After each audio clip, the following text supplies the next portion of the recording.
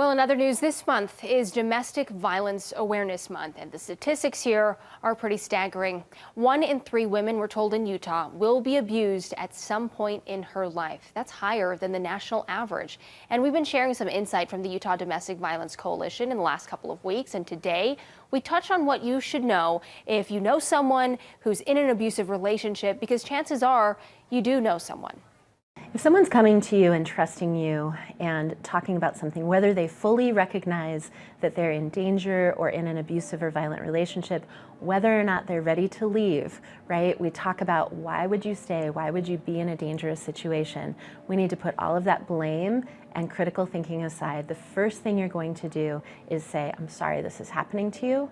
And then you're going to want to say, I believe you. And the third thing is, I know a place where we can turn for some help and start to explore some options and some solutions, which are entirely up to you.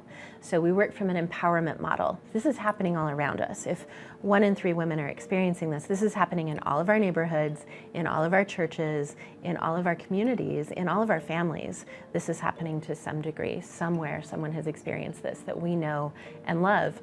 And so I think sometimes we see people distancing from that, saying, I would never put up with that, or I would never do that, or I would leave. I wouldn't tolerate that sort of thing in my family or my relationship.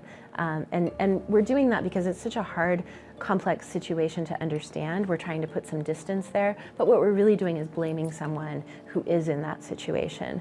When they're reaching out to us, the thing that we hear the most is that they're afraid of being judged. They're afraid of not being believed. And so it's really important to start there and create an environment where people know that they can come to you and talk to you, and that you're going to hold that space with them without judgment, and you're going to help them find solutions in a way that makes sense for them. If you don't know how to start a conversation with someone, reach out to our advocates. Again, you don't even have to tell us who you are. We can't see any caller ID information at all on our hotline. So reaching out to us and asking how to start a conversation can be a really great way to start to bridge that dangerous time, that concerning thing that you're seeing with somebody that you care about. We can give you some pointers on how to start that conversation.